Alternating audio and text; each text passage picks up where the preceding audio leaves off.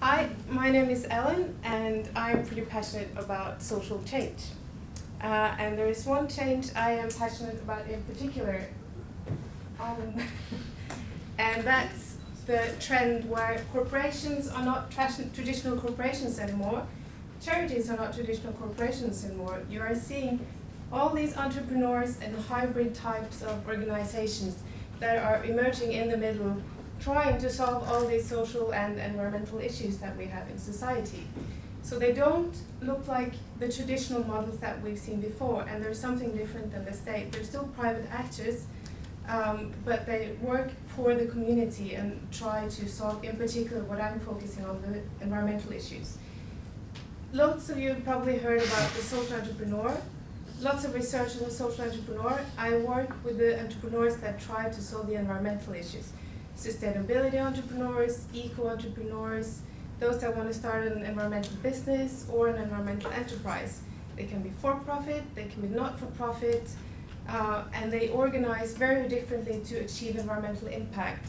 So I'm looking at, in my research, what's their motivation, what environmental issues are they trying to address, how do they organize to solve these issues, what kind of institutional change they represent, and by that I mean how do they express different norms, how do they express different conventions, different ways of doing business, different ways of solving environmental problems. So there's a huge innovation aspect here.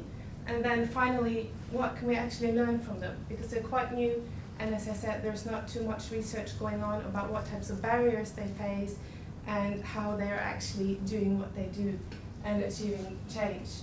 So we're currently in the UK. That's the country of the social enterprise revolution. The UK is a country that has a legal framework for social and environmental enterprises, that's the community interest companies. So right now I'm running around in the UK this year interviewing various entrepreneurs, whether they're trying to promote solar energy in rural communities, or whether they're producing bottled waters, not taking all the profits away for themselves or to their owners, but rather giving all their profits into a water charity trying to solve environmental issues. So I'm pretty excited about the kind of change that they're trying to push, but at the same time they are really facing tremendous barriers. And part of that is, of course, that they're operating in an economic system that is hardwired towards profit maximization and shareholder primacy. So I think this research is really important because if these guys are succeeding in what they do, we can really see some tremendous effect on the well-being of everyone.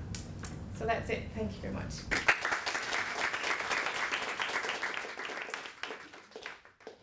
Fantastic.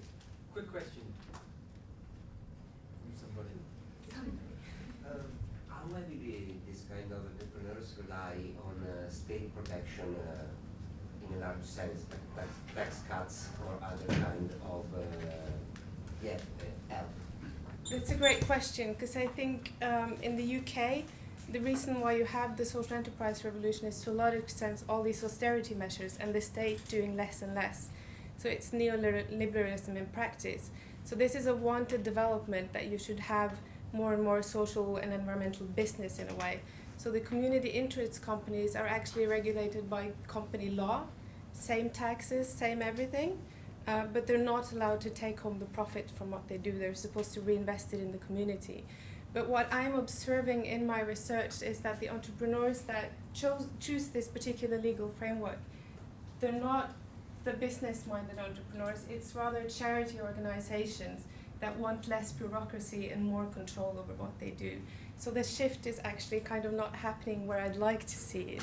But I think that's also a very important lesson to be learned about how governments can create laws and policies that do promote the good things about this. Yeah. Any other questions? Eric? Yes, I was thinking,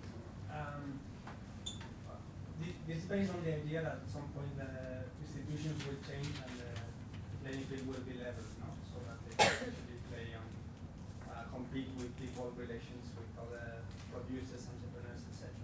But right now, That's 10 seconds. they are playing in a very hostile environment, as you said. So until institutions change, what kind of devices can be put in place so that the good guys don't get outcompeted by You've got, like, the bad guys who are externalizing their costs on the one word environment and answer. people? Sorry. You have the yes or no? I didn't get the last part. I don't think we've got time to answer it. Sorry. If you can take your question at lunch, that would be brilliant. We just have to change the corporations completely, and that has to be a legal change. That's Okay. it.